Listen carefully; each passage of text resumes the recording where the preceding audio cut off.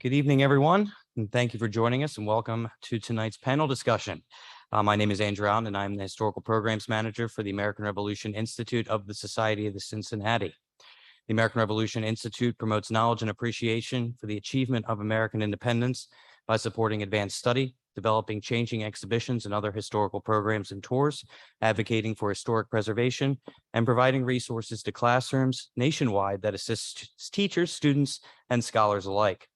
Since 1938, the Society of the Cincinnati has done all this work from right here at its headquarters, Anderson House, a National Historic Landmark that was completed in 1905 as the winter residence of Lars and Isabel Anderson in Washington, D.C. The Revolutionary War dramatically affected the nature of social, cultural, and political changes, including shaping the roles of women in society. Women participated in the revolution in complex and varied ways that reveal the critical distinctions and intersections of race, class, and allegiance that defined an era. Tonight's panel discussion, a program that is made possible in part by a generous gift from the Massachusetts Society of the Cincinnati, not only focuses on women in the Revolutionary War, but the challenges and hardships that women faced throughout the conflict and how it shaped their place in the new American Republic. For this discussion, we've convened a star-studded panel of scholars who are among the various contributors to a new anthology, Women Waging War in the American Revolution, that was recently published by the University of Virginia Press. It goes without saying that you are all in for a treat tonight, as our panelists are among the leading experts in their field, and we are very fortunate in having them join us for this program this evening. As we have a lot to cover in such a short amount of time tonight, I'm going to turn things over to our moderator, who will now take the helm to introduce our panelists and lead tonight's discussion. So with that, tonight's moderator is Dr. Holly Mayer, Professor Emerita of History at Duquesne University. She is the author of Belonging to the Army, Camp Followers and Community During the American Revolution, published by the University of South Carolina Press in 1999. Congress's Own, A Canadian Regiment, the Continental Army, and American Union, published by the University of Oklahoma Press in 2021, and is the editor of Women Waging War in the American Revolution. Furthermore, as Dr. Mayer also was the recipient of the Society of the Cincinnati's Scholars Grant in 2013, she is certainly no stranger to us here at Anderson House. So with that, please help me in welcoming back to Anderson House, Dr. Holly Mayer.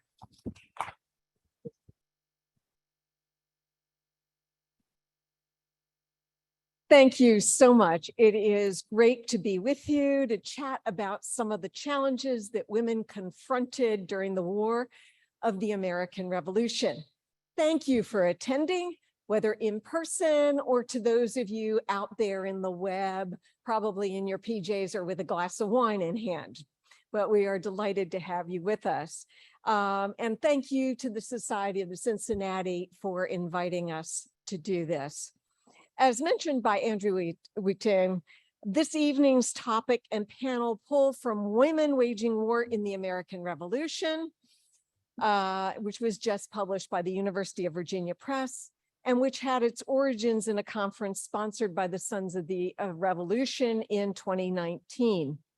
Participants then, and the authors here, and the others who were part of this journal or this volume, all got together to discuss how women fought the revolution. That is, fought for, fought against, and fought in it.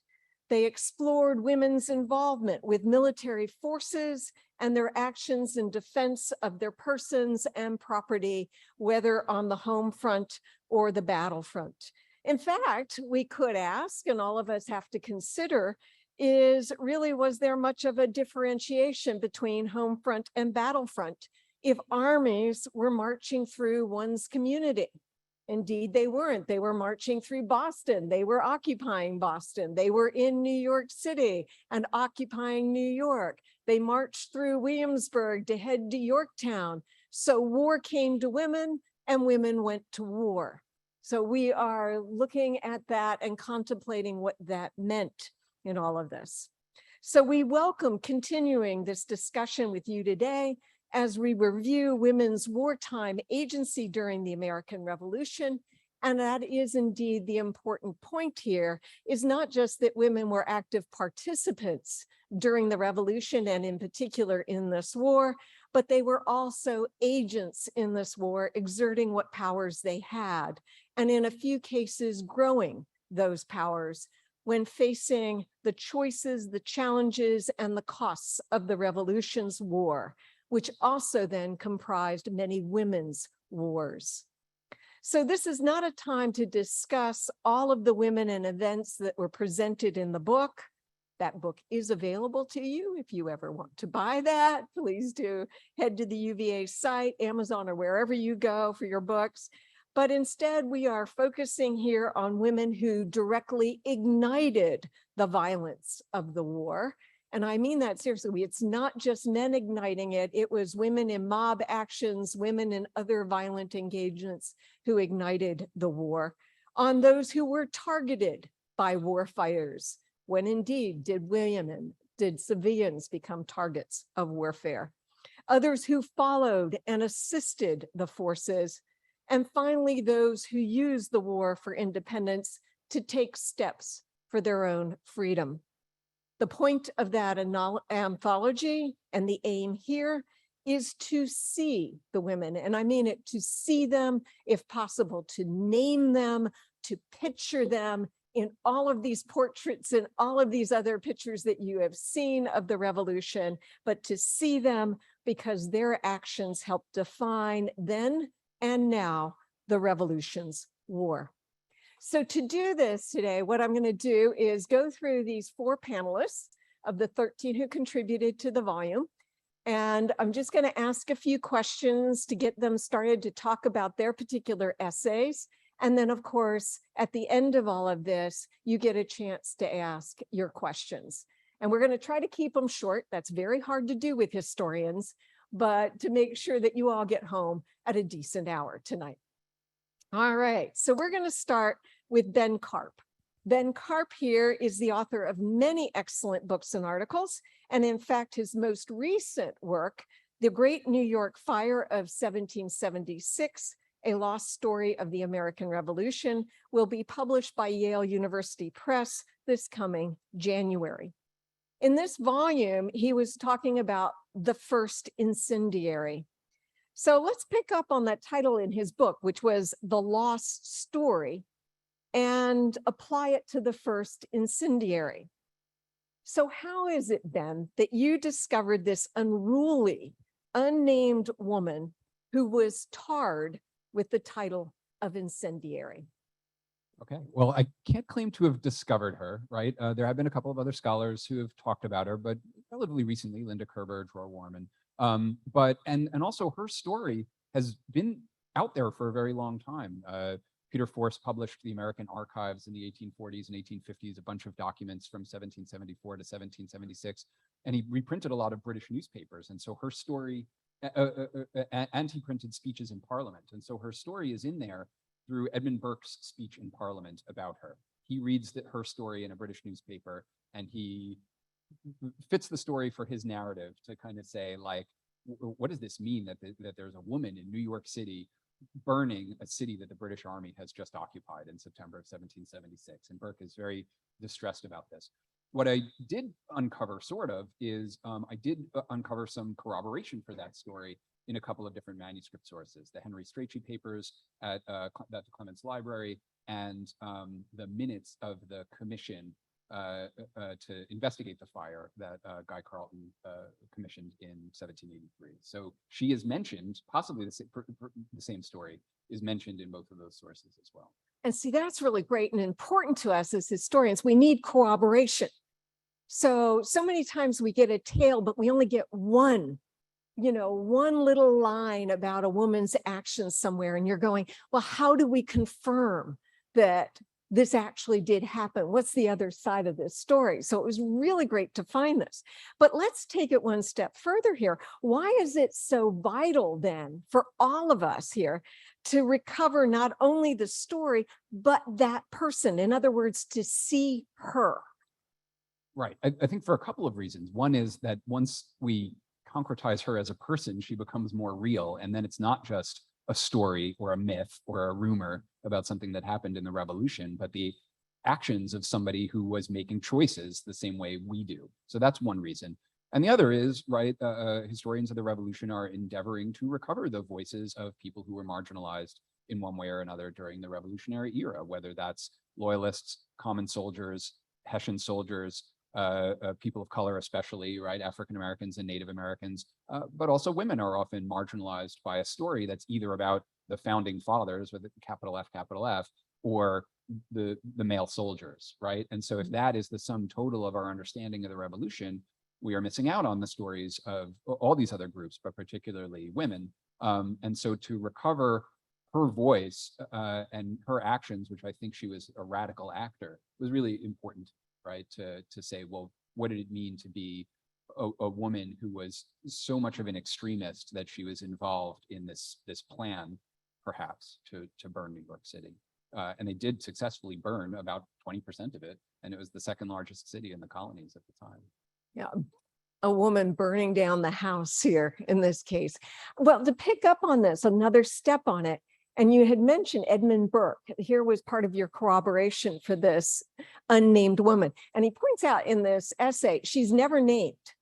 We only know that she's there, but we never have a name for her. And when you think about it for us today, we always want names. We put names on monuments. We've got to have the names of the person, but we have lost so many of these. But to take it a step further in here with this woman who is acting as an incendiary to burn down New York City. And in this, that Ben quoted Edmund Burke's use of the story to convince his fellow members of parliament that this was an unnatural rebellion. So a woman's act is further confirming that this revolution, this rebellion against Britain, is unnatural. And so I wanted to take it, how is it unnatural? Why is her act proving that this rebellion, this revolution is unnatural? Yeah, I mean, the term unnatural rebellion is used by the scholar Ruma Chopra in her book about New York City and the Revolution. And she's taking it from various loyalist and British writings that called the American Revolution an unnatural rebellion, right? Rebelling against the king, rebelling against the head of the Church of England, rebelling against Parliament. All these things were unnatural.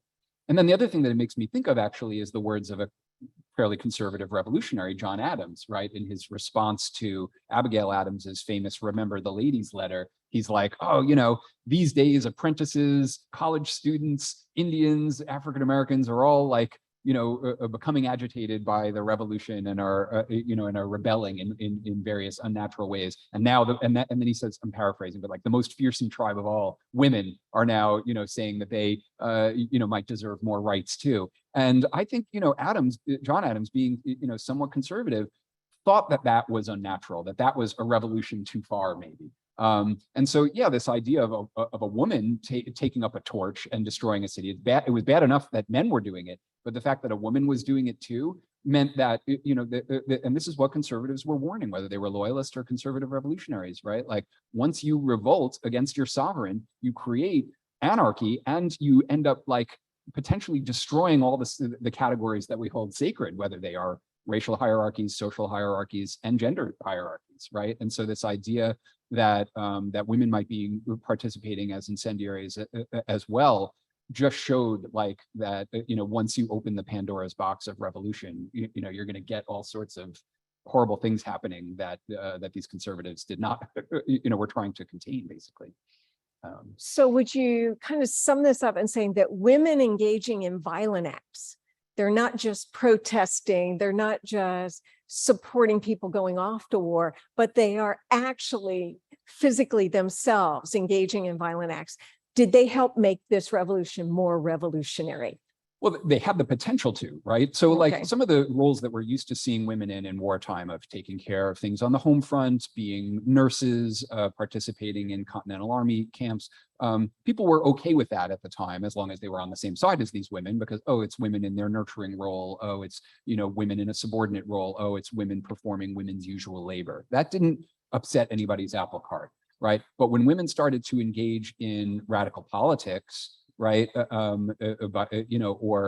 when women were participating in violence, then that upset more people because all of a sudden they were stepping outside of the boundaries that had been prescribed for them by the patriarchy, right? And so, but there were women, right, who were pushing that envelope, and it did make the revolution more radical, even though this kind of action also provokes conservative backlashes later on. And so those gains for women might not necessarily have been long-term, but that's the kind of thing that historians will debate until the wee hours of the morning, right? Is how revolutionary was the revolution for women, right? Do the radical actions of this female incendiary make the revolution more radical? Well, maybe not in her own time, but if we can recover that story and think about the radical possibilities of women's actions, well, maybe it'll be inspirational to us today. I don't know. See, this is what historians love. You want a good time with historians, get a glass of wine, a beer, and discuss how radical these actions were. This is it. Thank you, Ben, very much for this. And again, if you've got questions, keep those in mind for as we rotate through. So passing the torch here, if you will, to Lauren Duval. She wrote an essay called A Shocking Thing to Tell Of. Now, Lauren is the author of an award-winning article, Mastering Charleston, that was in the William and Mary Quarterly in 2018. And she is currently completing a book manuscript titled The Home Front, Revolutionary Households, Military Occupation, and the Creation of the American Republic, which is now under advanced contract with the Omohundra Institute of Early American History and Culture and the University of North Carolina Press. So in this case, she is looking at assaults on civilians, assaults on women. Well, assaults on civilians, including those assaults that are defined as rape, have long been a part of warfare. You can go back into the classical literature. We can talk about the Greeks and the Romans and beyond and always see assaults on civilians, especially women. And these assaults have long been reviled, but they're there. So the question we're left with is what is different or not about the revolution. So we start here then looking at, was the war in the America an assault on women? And by extension, was that assault on women or that violence against women deemed especially shocking to tell of during the American Revolution? Thanks, Holly.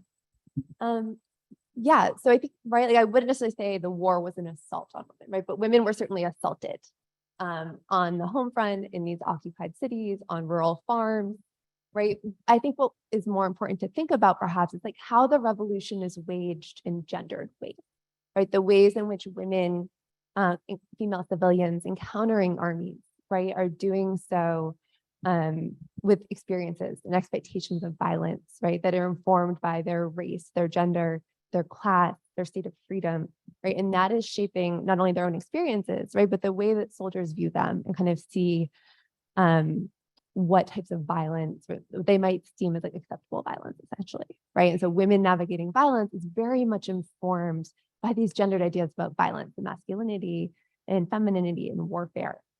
And I think that being said, right, like neither army during the war is encouraging rape. In fact, during the revolution, going way back, as Holly mentioned, right, but kind of the laws of warfare, rape was frowned upon, right? In fact, women were supposed to be protected, right? They were seen as observers to the war, right? That they were supposed to be, and a lot of this is rooted in ideas of kind of martial honor, right, and chivalry, that the soldiers should protect women. And here too, I might add, typically they meant white women, right? Often we see when these assaults, particularly sexual assaults, happen during the revolution, if women of color, Black women, enslaved women, Native women, poor women are raped, or they are less likely, right, to obtain justice. So that being said, kind of even as the laws of war are kind of prescribing not to rape, commanding officers are going to great lengths to try to prevent men from assaulting civilians. It happens, right? And in some ways it's seen as an inevitable consequence of war. And so I think what I did in this chapter, right, is to really think about how women are navigating this violence, right? When they know armies are coming into their communities, when they're meeting soldiers on the street, how is this kind of omnipresent threat of violence shaping the way that they choose to interact with soldiers, right? The ways they and their families are making decisions about how to navigate this warfare that has descended upon their communities. And I guess I'll stop there and let you go. Well, it takes us a step further. Yeah. As you mentioned that, one of the conversations we had was whether or not assaults on civilian were part of British strategy, if you will, and they're not. They're not, absolutely not. But the second part was that the American revolutionaries were very intent on publicizing every time these stories came out. And so the question would be, was there an American strategy, almost a media strategy, if you will, another way of fighting the enemy in the media through the use of assaults on women? Absolutely. And I think, historians, notably Sharon Block, right, has written a lot about this, right? The ways in which assaults on female civilians in particular, right, become this real touch point in revolutionary propaganda, right? It becomes a way to publicize British tyranny, the violence they're inflicting upon Americans, right? And it's really part of this constellation of offenses, right? There's sexual assault, kind of the rape of women and daughters, wives, right? But it's in there with like the mistreatment of prisoners, kind of invasions of the household, and kind of the threat of enslaved rebellion, right? Kind of all of these things that are pointing to the way that revolutionaries are trying to say, like, look at the British, in some ways, the natural way, right, that they are waging war, right, that the way they are disrupting the society. And so I think that actually gets to kind of some of the sources I used to write this chapter, right? So one was a collection of women's testimonies, actually collected by the Continental Congress. And that was kind of the genesis of this chapter. I stumbled across them in the archives just down the street, the National Archives. And it's really unusual, particularly in this period, right, to find testimonies and women's voices talking about these experiences with sexual violence. And so that was kind of what led me down this path. And as I started looking, I also found that there are courts martial cases and the British headquarters papers, also kind of testimonies and cases, because the British Army, when it came down to it, right, like sexual assault was not part of their strategy of waging war. In fact, the Army wanted to make a point of protecting women, right? So particularly crimes that they saw especially heinous was a way to kind of show civilians that they were looking out for them, right? To kind of have these courts martial, and kind of hold the assailants accountable. And so you kind of have both sides, right? Kind of the sources that are being created in these kind of legal spaces, but also the propaganda, kind of the public side of it that's happening as both sides are kind of thinking about wrestling with this violence, right? That kind of, it's operating on two levels. You have the way that it's playing out in these public spaces, right? The way that it's kind of informing the way that people are thinking about war, but also has a very kind of concrete meaning for women themselves, right? Who are hearing these stories, who are fearing what it means now if an army comes into their community. And so it's really kind of creating this atmosphere of fear, right? That becomes very pervasive, particularly for women throughout the colony. So it makes it even more real here is when you look at some of the speeches and everything that the general officers or other officers would give to their men. You're here to defend your homeland. You're here to defend the women. If you don't defend it, this is what they will do. Is that they will not just attack your property, but they will attack your persons. They will attack your women, your children, and the like within it. Let's take it a step further. One of the things that we do often is that there's this way of analyzing the gendered spheres in the past and talking about what is women's sphere versus the male sphere. And the male is the public sphere, including the military, and the woman's is the domestic sphere. But what happens when that public sphere enters into your domestic sphere? So one of the things that Laura brought out in this was that rape defined women's spaces and movements during wartime. But then how did it, as it defines those, batters that idea of separate spheres, that there really wasn't such a thing in wartime. There is no women, feminine, domestic sphere versus masculine public sphere.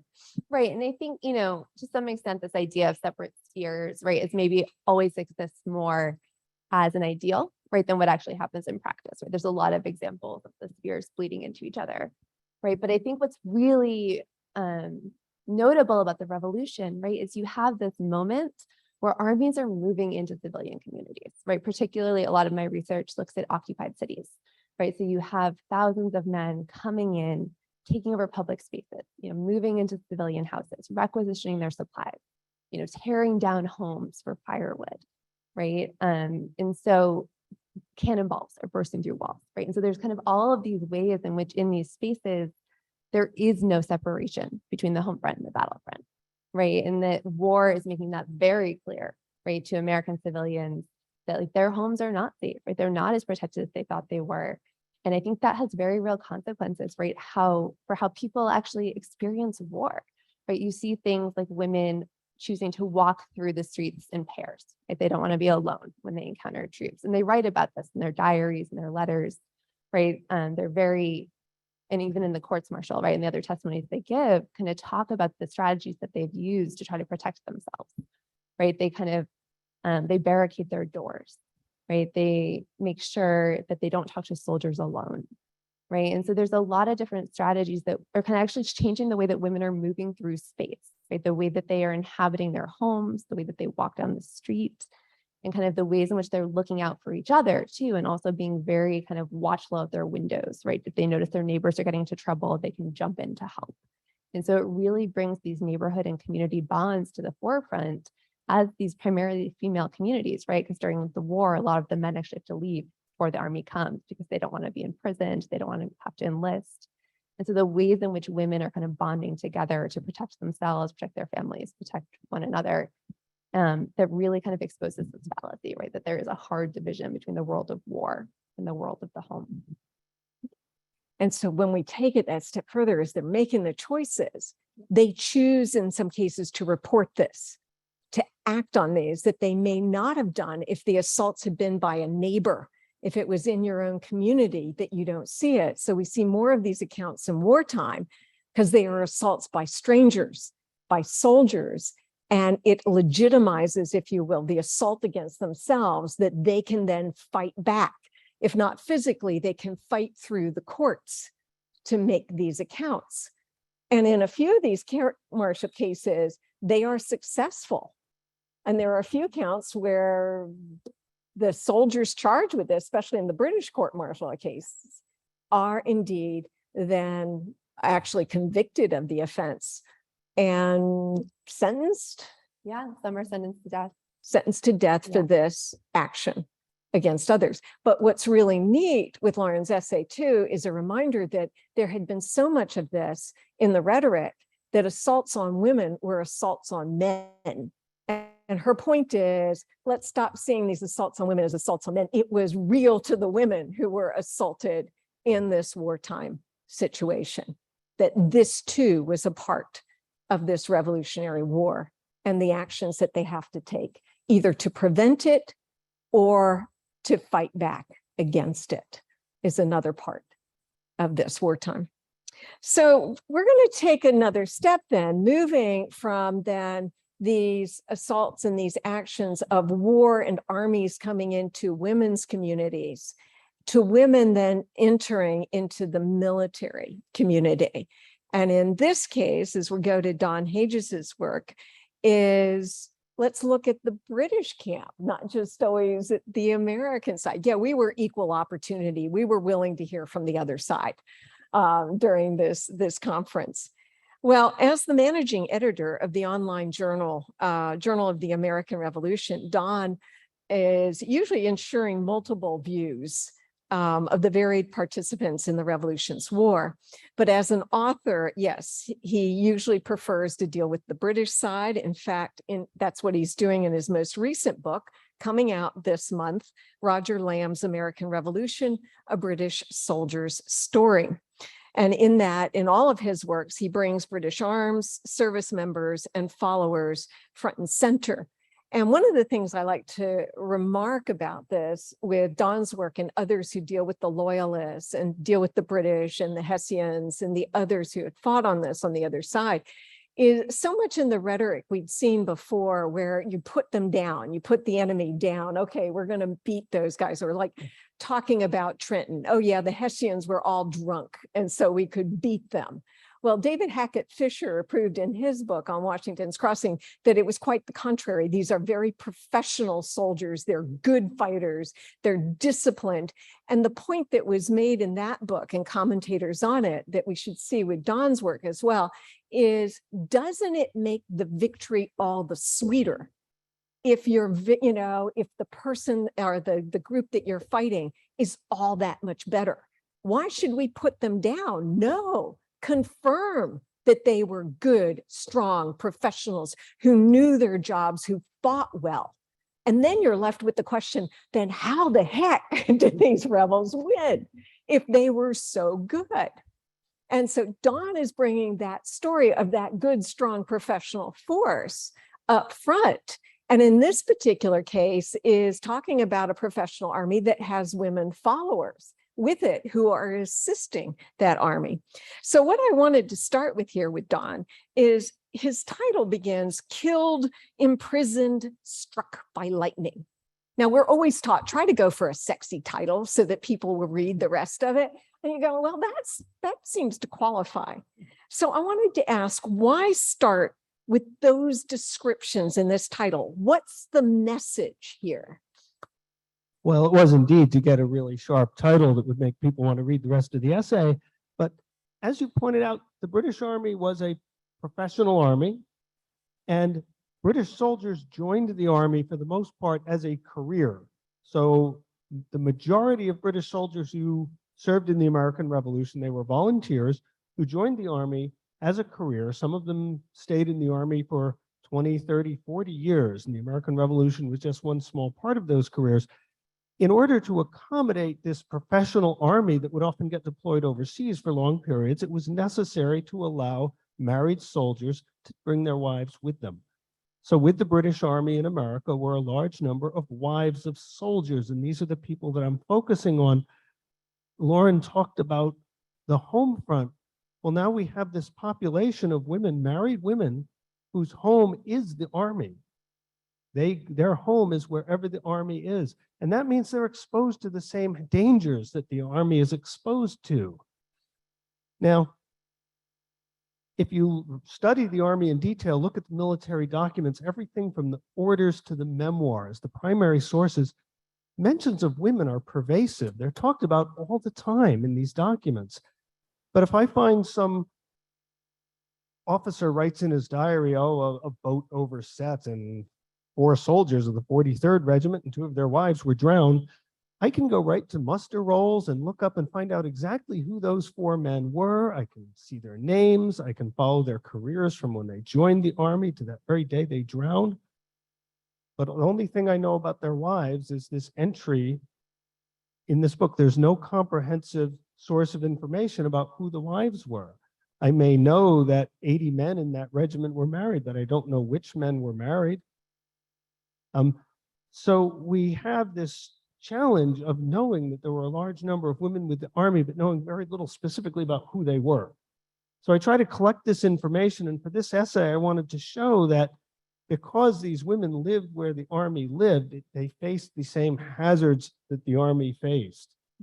Some of these women were killed on the battlefield. Some of these women drowned when transport ships ran afoul of the rocks and sank. Certainly, there are more than one case of women getting struck by lightning. Well, there's also cases of soldiers getting struck by lightning. We don't think about some of these other hazards that the army faced, that women faced as well. Imagine going into childbirth, not in a hospital, but when you're riding on the back of a baggage wagon through the hills of northern Massachusetts in late November during a snowstorm. But this is the kind of thing that an itinerant woman who was married to a soldier had to face when her whole life revolved around following her husband on this expeditionary war in a faraway place in America.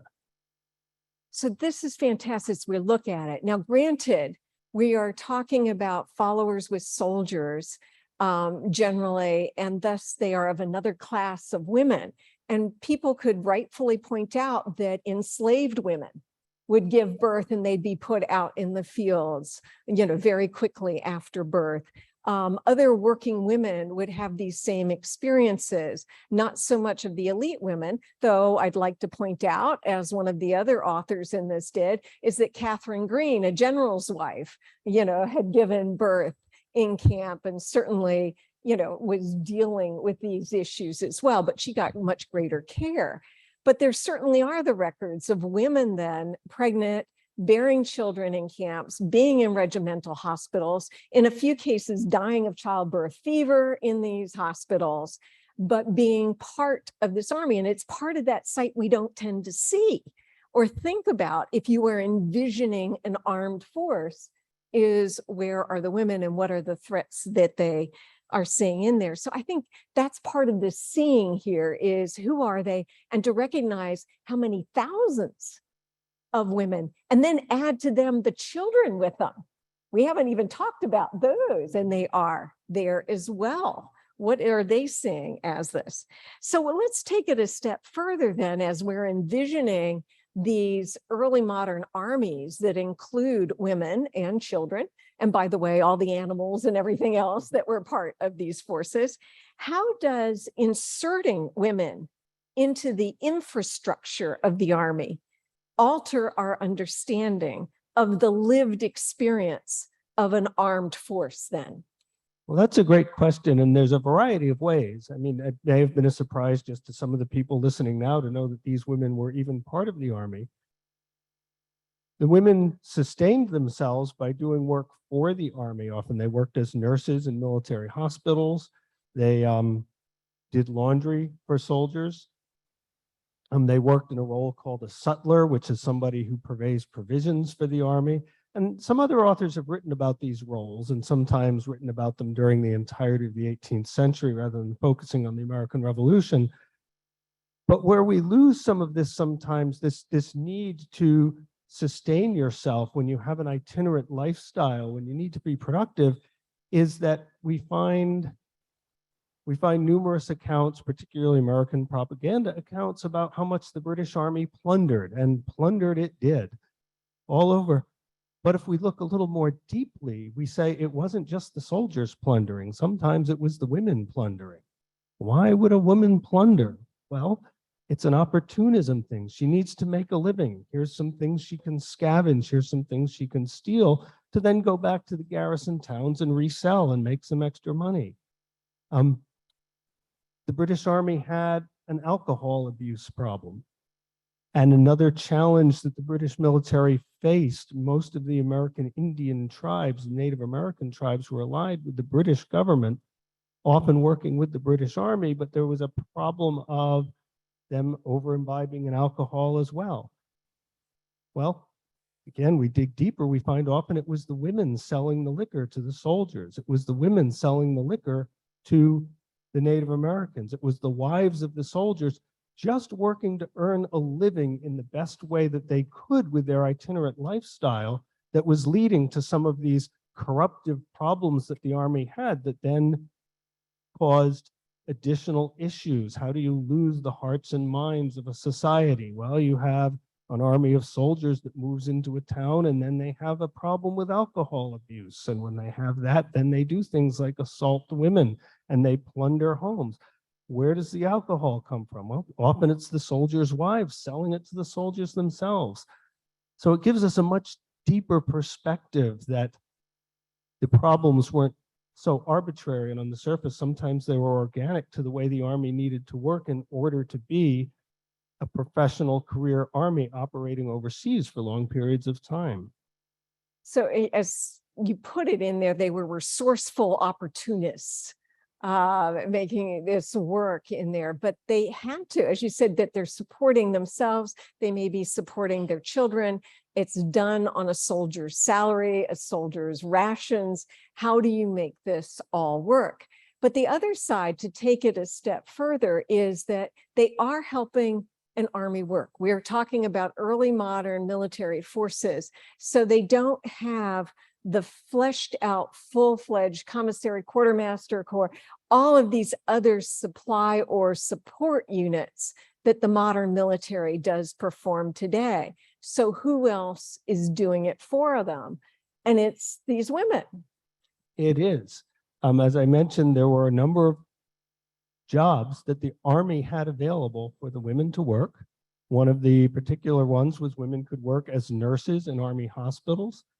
Now, these weren't the highly trained professional nurses that we think of today, but they were people who would manage a ward, administer medications, make sure things were clean and sanitary. And they were paid to do this work. So it was a desirable job to have. Again, with an itinerant lifestyle, a woman needs to help work to support herself and her family because a soldier's wages aren't very good. Anybody who's been in the modern military and tried to be married and have a young family should be able to relate to this. It's not a singularly 18th century problem. So women are working as nurses in the hospitals. They're getting paid just as well as their husbands are. Women are doing laundry. This was, again, an essential. During this time period, germ theory wasn't understood, but the relationship between hygiene and health was very well understood. So it was essential for armies to maintain cleanliness. This is part of the whole foundation of discipline, is keeping clean, keeping neat, keeping tidy. And the women played a critical role in this by doing laundry. And the women dispensed alcohol under licenses as sutlers. Well, this too, the Army saw as a, you might call it a necessary evil. You've got to indulge the soldiers sometimes to keep them, again, we want career soldiers who are going to be professionals who will do what they need when you need them to. You can't deny them a drink every once in a while. Well, it's internal sanitation, right? It's, That's you a know, point. Well, alcohol, and this is a point well taken too. When you can never rely on how clean the water is, then having alcohol available sometimes to cut into the water and sometimes to drink direct is part of the health regimen of the era. So in this way, again, the women were an integral part of what keeps the Army going. I keep saying women, and I should be saying wives, because the British women who appear in all these records are in fact soldiers' wives.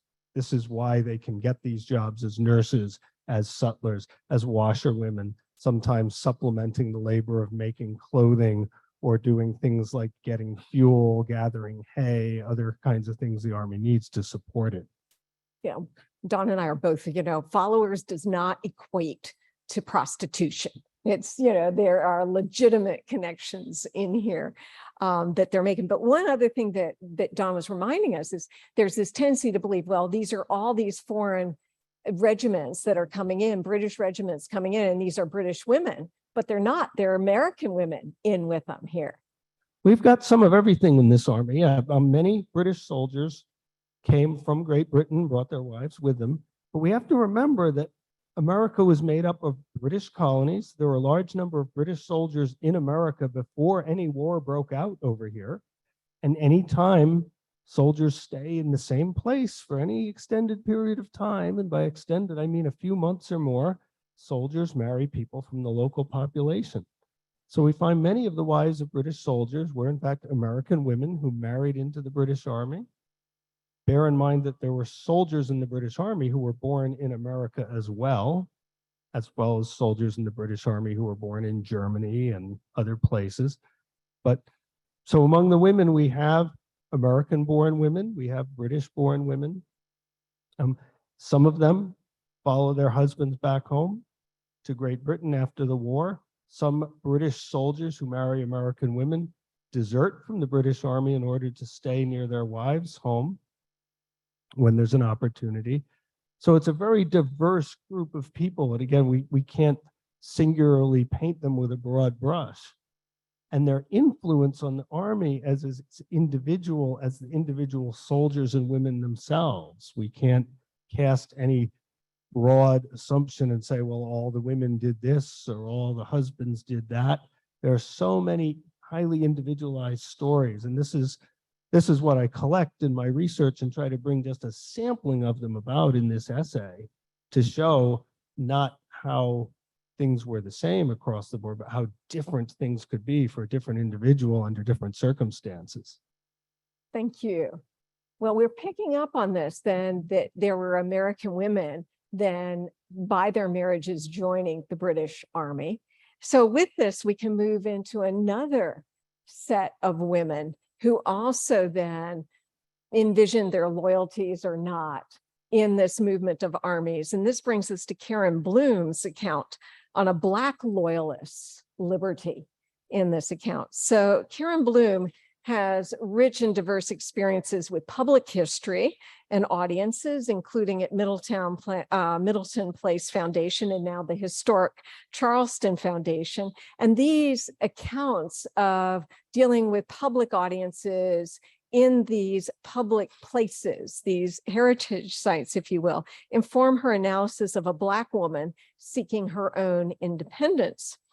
In the process, Carin, like the other authors here, has revealed a fundamental challenge. How are we to track the marginalized in history and then connect the marginalized and their accounts to the greater conclusions and vice versa?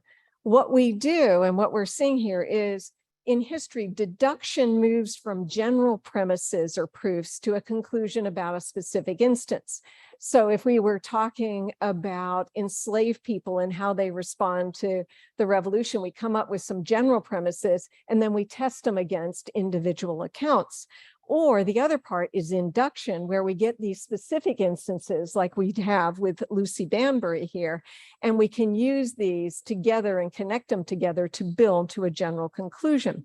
So both of these forms, both of these analytical forms help us explore how Lucy Banbury, an enslaved woman, took back her freedom through this revolution. So my first question here was, how was self-emancipation an act of independence that responded to or expanded upon the revolution's declaration? And this is important because one of the authors of that Declaration of Independence was the person who claimed ownership of Lucy Banbury. Yeah. Yes, indeed. Thanks so much. Lucy Banbury's story was first compiled by others at Middleton Place Foundation because she belonged at one time to Arthur Middleton, who signed the Declaration of Independence on behalf of South Carolina. But of course, she didn't belong to anyone but herself. And she found the opportunity to seek freedom through the war that came about with the American Revolution. So as one who was in bondage to a person who signed a declaration that accused a sovereign of putting his subjects into slavery, if she knew of the verbiage of that declaration, certainly she had to be wondering, as both a person who is enslaved and a woman, what those words could possibly mean for her, and probably not much at all. In 1777, though, she took matters into her own hands and made a choice. And it's really wonderful to have been able to find traces of her through the historical record to try and return some of this agency, some of this, to be able to illustrate some of that choice making. And to choose one's own independence, she certainly was a freedom seeker and she was successful. She escaped bondage. She made what was almost certainly a very perilous journey to the British Army specifically. And she was eventually transported to Nova Scotia as a Black loyalist, and then to Sierra Leone as a free Black woman. So her story is literally global, and it is very much driven by her own choices and asserting of her own independence, even in the face of a document that, from her viewpoint, would be very hypocritical, to say the least. So what really intrigued me, or one aspect of this story that intrigued me, is that we talk about Lucy Banbury and others who were enslaved and sought freedom with the British forces as Black loyalists. And so my question is, were women who escaped from and labored for the British Army, are they loyalists? Do they meet this definition? I mean, how does their choice of loyalism And this is a choice of what side do you serve or what side do you choose to be with? How does their choice of loyalism then compare to others who are defined as loyalists? This is my favorite question. I could ponder this all night long. We were talking about this at dinner time and talking about individuals making choices and individual agency and making choices in one's own self-interest, or whether women are choosing based on a political viewpoint and they want to be part of the collective. And I think what we've seen demonstrated here is that women were making choices on all of those accounts. And I wonder, though, were women who escaped to the British Army because they were promised freedom? First, there was Lord Dunmore's proclamation that only applied to the enslaved in Virginia. Should they seek freedom with the British Army, they would be granted that freedom if they were to labor for the British Army. And later, the Phillipsburg Proclamation, which applied to enslaved throughout the colonies. To seek freedom with the British Army and to labor on behalf of that army meant freedom. That was the proclamation. Firstly, that's not always what happened. Certainly not. Sometimes we see literal re-enslavement. An enslaved person seeks freedom, arrives successfully behind British lines, and an opportunistic choosing officer either takes that person into bondage again or sells them back into bondage. Or there are instances of women and men who are freedom seekers who are then not granted that freedom. So they would labor for the army on the promise of freedom. And then at the end of the war, when things don't go so well, then re-enslaved or sold back to their previous owners or any number of things. And so I wonder sometimes if the label of Black loyalist is much more a modern label. We're loyalists, loyalists who fought for the army, loyalist soldiers may have termed themselves that. But I wonder if a Black loyalist, or if every Black loyalist would term themselves that. Certainly there were some who were acting on a political agenda. There's actually, I don't know if I can do this, at the Museum of the American Revolution in Philadelphia, so good. You turn into the gallery that speaks about the British Army, and actually the one about the enslaved individuals, and it says, for some, freedom wore a red coat. And that has always struck me, and I will never forget turning the corner and seeing that, because we in this country are raised to believe that freedom wore a blue coat faced with red, maybe. And so to turn a corner and see, for some, freedom wore a red coat, absolutely right. But would that individual who's looking at that red coat and seeing freedom call themselves a loyalist or a freedom seeker? So personal opportunity, certainly. Political agenda, perhaps. Okay, good. And as you pointed out, not all self-emancipated Black loyalists secured liberty in the end. That's the other side of the story, that they may have fled, they may have labored for the British forces, but that didn't guarantee that they would have all of that freedom ensured. Because as you pointed out in your essay, there was actually a big dialogue between General Washington and his counterpart about what is to happen to the enslaved people that are now part of the prisoners of war. This is coming after Yorktown. This is going into New York City before the evacuation of New York City. What happens to those people? What does happen? Do they all get away? All sorts of things happen. Some Okay. of them get away and some do not. There is an extensive transcription of letters between Guy Carleton, who is organizing the transportation of the British Army and of their associated loyalists to Nova Scotia or back to England, and George Washington. And George Washington says, according to the articles that we all agreed upon in Yorktown, the British Army is to return all property to its rightful owners. And Guy Carleton says, yeah, but these people aren't property. which is pretty revolutionary for a British guy in the American Revolution. But truly, so he ends up having to quantify it in the strangest ways. Well, anybody who has come to the British lines and labored for the British Army for 12 months or more is already free. It almost, not quite, but it almost feels like an arbitrary amount of time. He's like, I don't know, for the past year. And I'm sure that he actually gave more thought than that. But as you're reading it, it almost feels like he's trying to figure out a way to pacify General Washington, who, you know, may or may not be king tomorrow of America, and figure out a way to uphold this martial honor, right? A gentleman's agreement that at the end of war, you return property, but to then keep his promise or keep his sovereign's promise to a whole population full of people saying, we promised you this.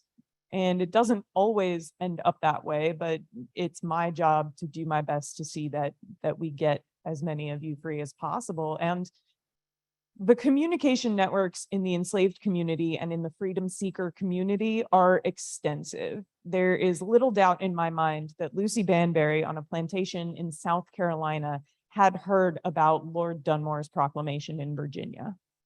Her husband left the year before she did. That was 1776, right at the start of the war in South Carolina. She left herself in 1777. If she had waited till much later in the war, when the war turned to the Southern theater, she may not have made it. So she made a very fast decision. And I have no doubt that the networks between enslaved communities played a major part in that, so that by the time the Phillipsburg Proclamation comes around, she's already gone. And I think that that probably plays a role too in ensuring whether or not people make it to Nova Scotia or to other points of freedom. Boston King, who was a formerly enslaved man from Charleston, wrote about how they were terrified at the end of the war. It stole sleep from our eyes. We thought that the old masters from Virginia, from North and South Carolina, would come to New York and take us back there. So they knew what was going on. They knew of the conversation between Carleton and Washington, and they just had to wait and see what Carleton would do. And so many of them ended up boarding ships and being evacuated out of New York City and heading out to Nova Scotia. And indeed, one of the things that comes out of this, and of course, a lot of the accounts come from the Book of Negroes. So here is another account that gives us the names and allow us to see, if you will, many of these individuals who have found their freedom by laboring for the British, being with the British, and then evacuating with them.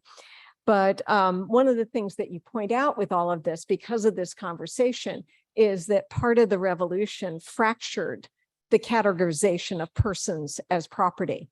In this case, here is one of those events where it starts to fracture it. It comes back, as we see in our own Constitution. We start talking about 3/5 compromises and the rest. Is they're still fighting it, but the fracture was already there and they can't bring it fully back. But that's where some of these accounts, some of the parts of these actions, including Lucy Banbury's, is having an impact on how revolutionary this revolution was. So to finish it all up before we send it back to all of you, just a question that can be applied to all of you, as you've all dealt with individual stories in some forms or another.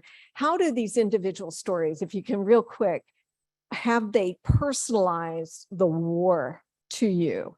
In other words, if we compare and we integrate these women's stories, these individual women's stories with those of soldiers' accounts, what do we have in terms of the nature of this war? How does this personalize it for you? Whoever. I have a lot of that. I need to collect that.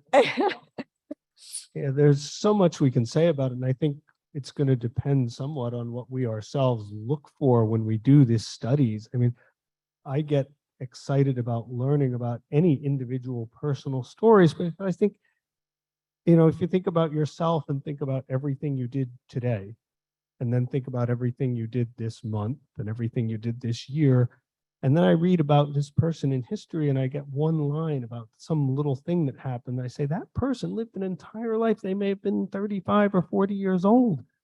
And I know only this one tiny thing about what happened to their lives, but at least I know that. And that's more than I knew yesterday. So it just adds this sense of realism and individuality to it. So every one of these stories, I think all of us just get a real hop out of doing the research and finding some new puzzle piece to put personal identity on it and make it more than just lines on a map and dates in a book, but something about something real people in some ways just like us actually experienced. Now we can feel it. We can be in touch with the history in a new way.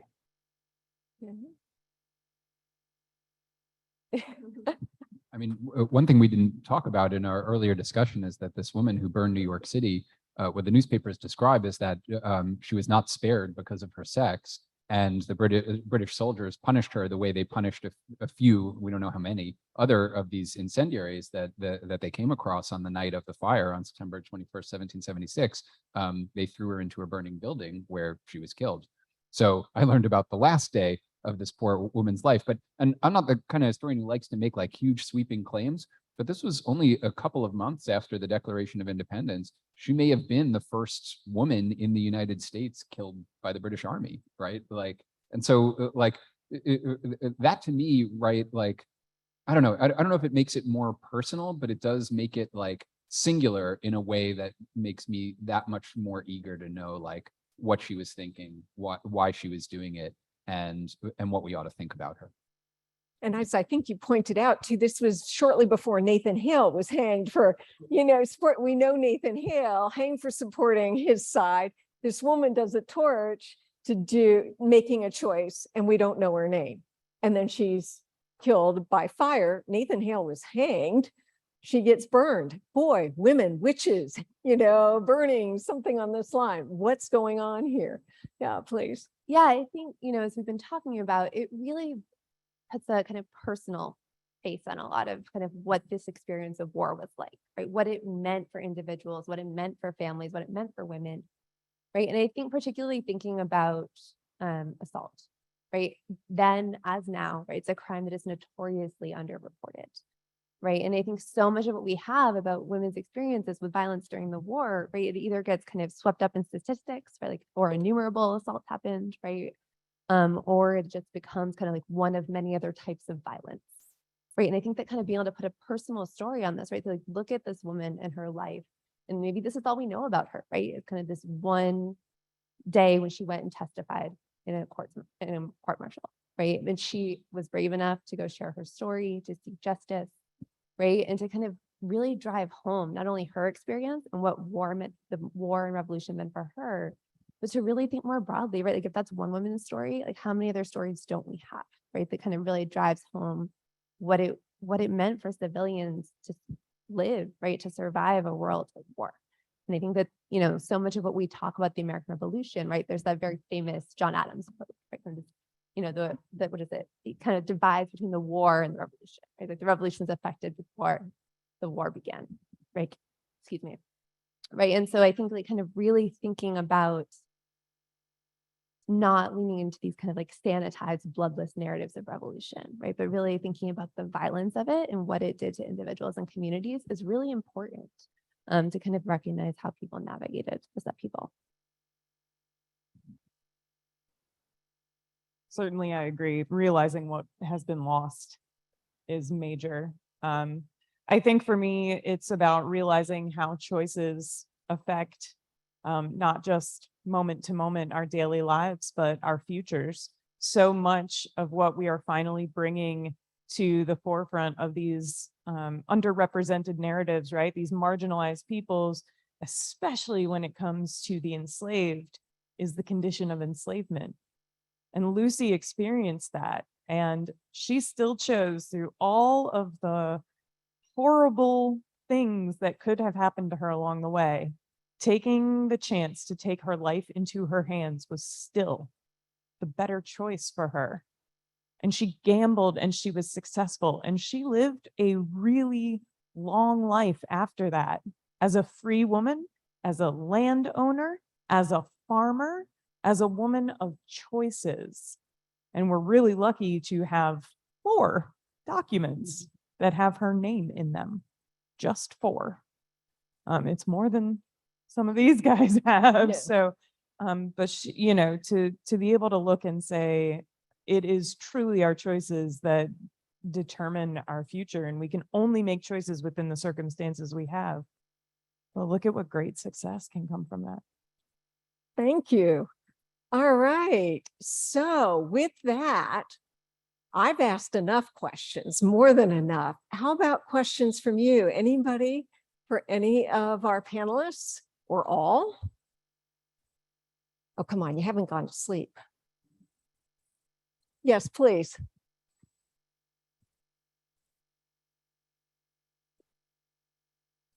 Thank you. You mentioned that the Continental Congress collected the We don't- testimonies. Oh, is that better? It wasn't on. You mentioned that the Continental Congress collected the testimonies of the women. Around what year was that? Yeah, so a lot of it, they date from like 1776, 1777. A lot of them are in New Jersey and Connecticut, right? And so it's kind of this period at the beginning of the war, right, as they're trying to rally support for the revolutionary cause.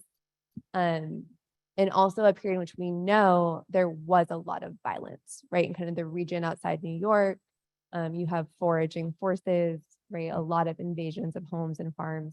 And so it kind of, the Continental Congress essentially collects a bunch of depositions from women who experienced or who were assaulted by British soldiers.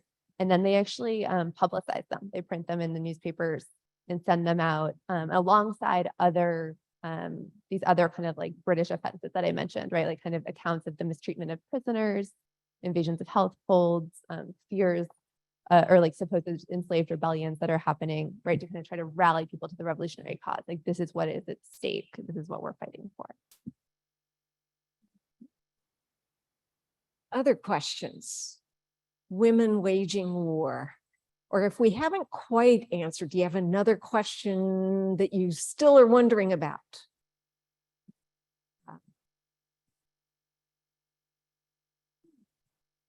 Well, I thank you very much. This was enormously interesting. And I was thinking certainly because the accounts of assaults on women of these, in a way, these strangers from elsewhere who are invading their communities. And I was wondering about how we fare on the American side with, again, the Continental Army coming into local places, but with soldiers from elsewhere, from other parts of the country, and also the French.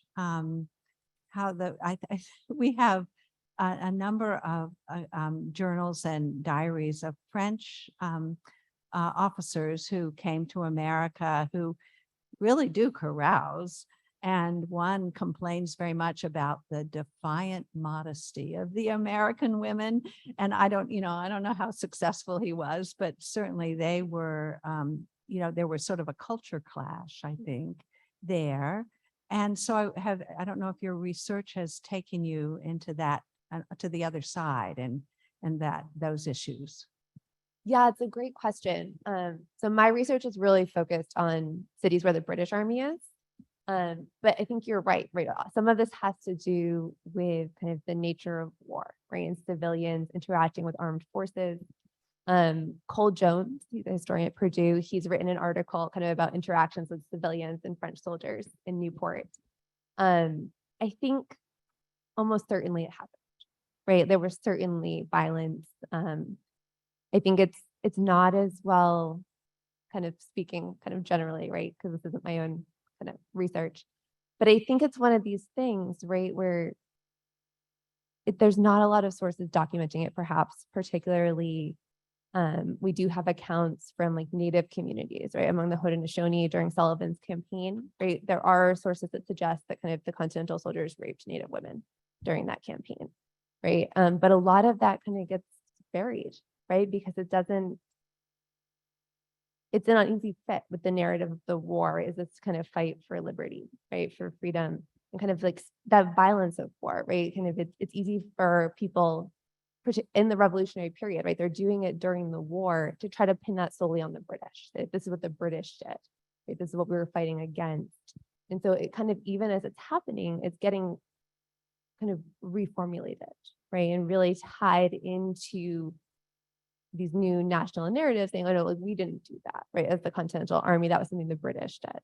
And so that makes it even harder to tell these stories, right? When you're trying as a historian to research this, because you're parsing all those layers of kind of national mythology, right? But then also kind of the impediments of the archive, and also just things at the time that would have prevented women from reporting it.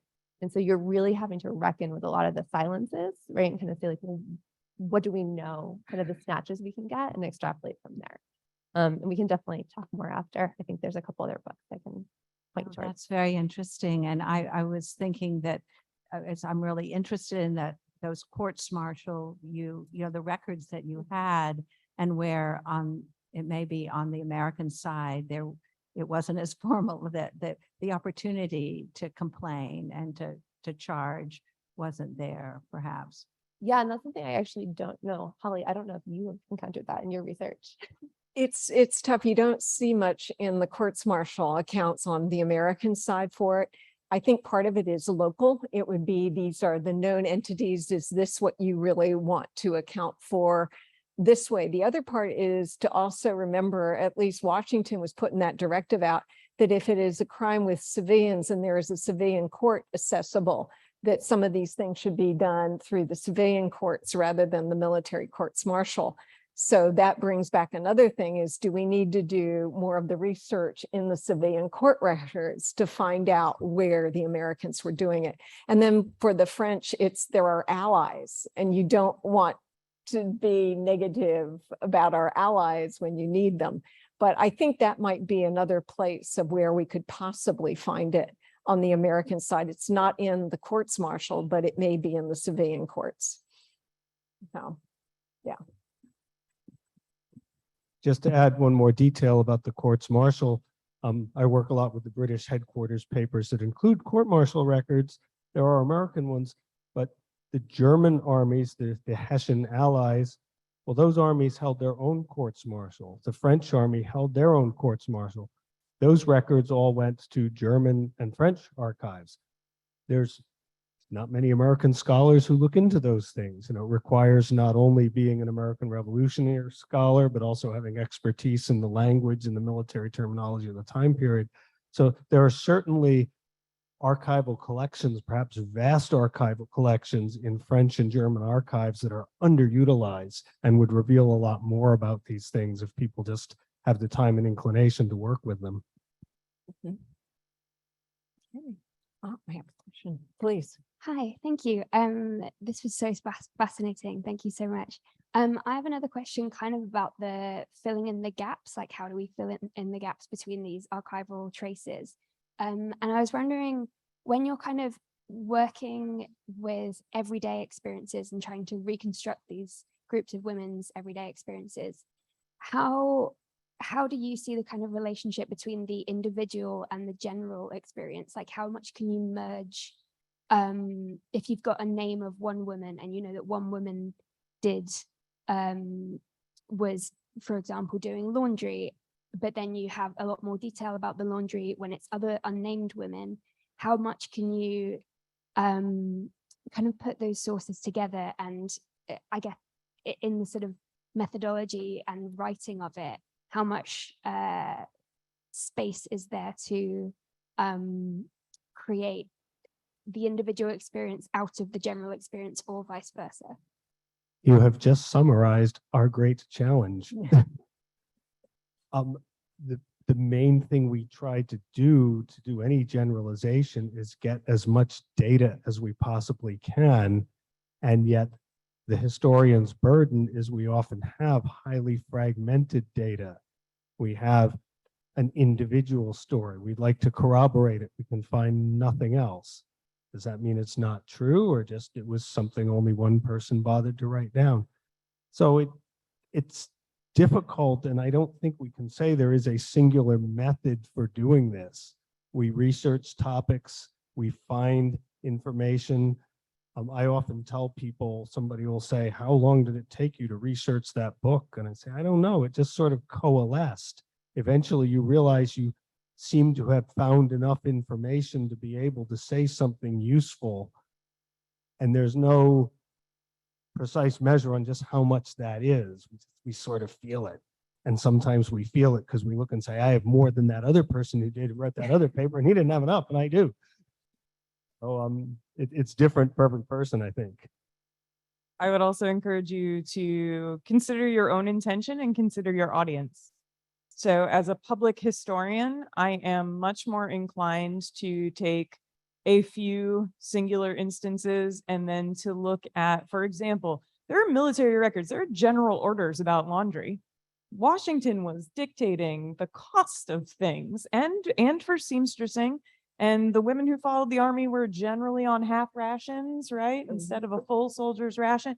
So if I want to paint a picture for somebody who is coming to my historic site or who is coming to the living history event that I am interpreting for, I want to base my interpretation in specifics backed up by these, specific generalizations, for the lack of a better way to describe them, so that I can really help someone relate to an individual, but I know that that information is also backed up in a general way. I'm not telling lies, but if I can give somebody a tangible human to relate to, and they walk away thinking that that tangible human's lived experience is fairly typical, that's probably meeting my objective. That's probably meeting my objective. And my hope is that then encourages that visitor or that audience member to look to academic sources to really get a better and more detailed idea for themselves, because I don't have time. I have 2 minutes with people before their mind wanders, right? So I've really got to get them. So it's definitely going to depend on your audience too. Who are you writing for? Who are you interpreting for? What are you creating, and who is it for? I think Ben has something here. Just to add to that is, I look sometimes for the weasel words. Possibly, probably, likely is how far do you go, instead of saying, absolutely. There's nothing absolute in this.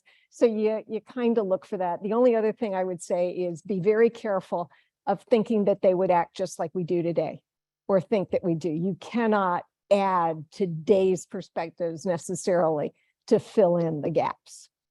Yeah.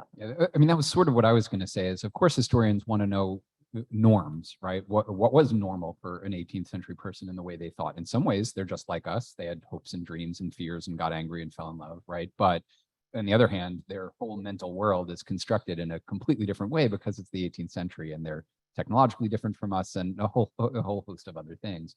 But I mean, Bernard Bailyn said that historians like to look for the anomalies, though, right? Well, all of a sudden you run across something that doesn't make sense, and then that's a puzzle that you then have to figure out, and that can often result in being able to say something really interesting, right? So, like, I mean, I don't want to speak for Lauren, but like Lauren is very interested in like concepts of the home, right? So you might not even understand what concepts of home and family are like until they're disrupted by something like the Revolutionary War. And then all of a sudden, by bringing those assumptions into question, you start to learn a lot about what the normative assumptions were.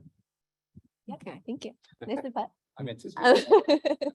And I would say too, right, like it's okay, and it's just what Holly is saying, to like wrestle with that, right? And be transparent in your writing and say, like, here's what we don't know, right? Here's what we do have. Here's what we can speculate based on other people's experiences, right? And this is something I wrestled with a lot in this chapter for this book, right? Because going off of kind of scraps of information, right? And like A, how to use that to tell these stories, but B, how to do so in a way ethically, right? That's not just like reinscribing this violence, right? Or feeling voyeuristic, right? But so really thinking about how to do so in ways that kind of help tell the story you want to, while still kind of treating your historical people with respect, right? And so kind of like trying to thread that needle. It's tricky, but it's part of the fun.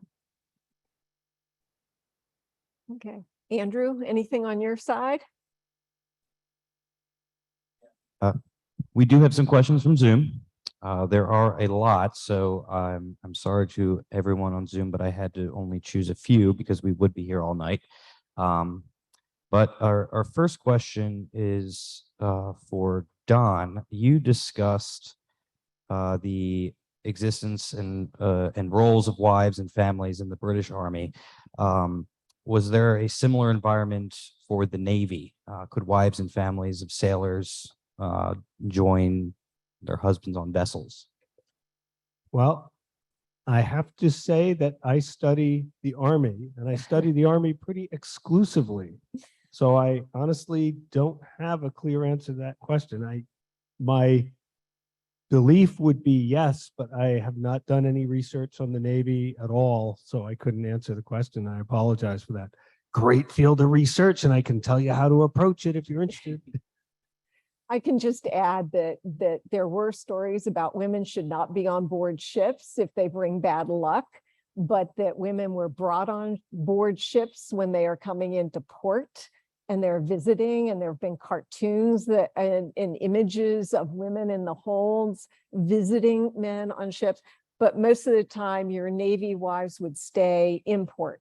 They would stay at home in between. So yeah, there is a difference in that perspective. Yeah. Thank you.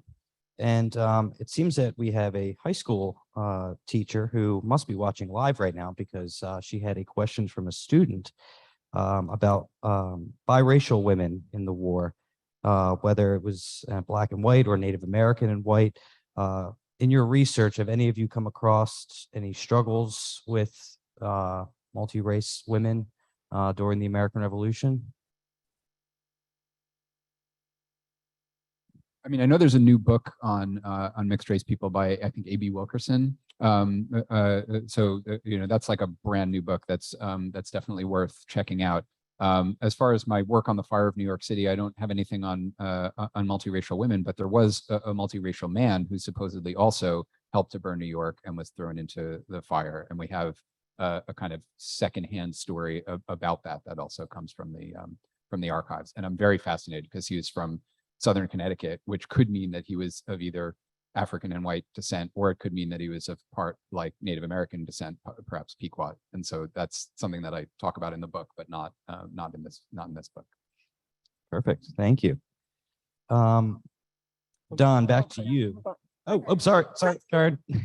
I just wanted to mention that though, we don't, it is fairly certain that Lucy Banbury was indeed of African descent. She gives her place of birth as Africa. However, it's important to remember that many multiracial people in the 18th century, because all of the colonies enslaved people, would fall under the condition of enslavement. And so there is very certainly a host of multiracial people who fall under the umbrella of Black loyalists. So if that student in particular is interested in diving into the stories of Black loyalists more, they are certainly going to find multiracial individuals in those narratives. Yeah. Great, thank you. And similarly, if they study the 1st Rhode Island Regiment, which is called the Black Regiment, in Rhode Island, and I'm sure in many other places, the first slaves in America were Native Americans before African slaves were brought over. Once Africans started being brought here, there was a lot of intermingling between Native Americans and Africans. And to this day, there's large numbers of people of, we would say, African American descent, but who have very mixed bloodlines of Native American and African American. Many of these people were in the enslaved populations that we're talking about in this context. Great, thank you. You can read Matt Clavin's, for a later period, you can read Matt Clavin's book on the Negro Fort. And also another place to start would be Sally Hemings, who was herself multiracial. Great, thank you all. Don, we have you spoke of obviously the wives of the British soldiers being here. And we've heard stories, people know that, provincial soldiers weren't thought of as a higher, I don't want to say standard, as regular British soldiers. Was this the same view in the eyes of British wives coming over here and interacting with American-born loyalist wives? Or That's a really interesting question that sadly is impossible to answer because we don't have any, not nearly enough writings by the people themselves. People all the time ask me things like, well, how did British soldiers feel about this? How did soldiers' wives feel about that? And I have no idea how they felt about that, except for those extremely rare cases where they wrote down something about how they felt. I don't have any reason to believe that a British soldier's wife would feel in any way superior to an American loyalist soldier's wife, because that American loyalist soldier's wife is just as liable to be British born or Irish born or Dutch born as she is likely to be American born. So certainly, as a generality, the British people who came here with the army started to feel a sense of superiority to their American opponents. They saw Americans a lot of times as being simpletons, as being disorganized. They were involved in an unnatural rebellion against their king, and that made them bad. But in terms of just feeling superior because they were from England, I don't have any reason to believe that that would be the case.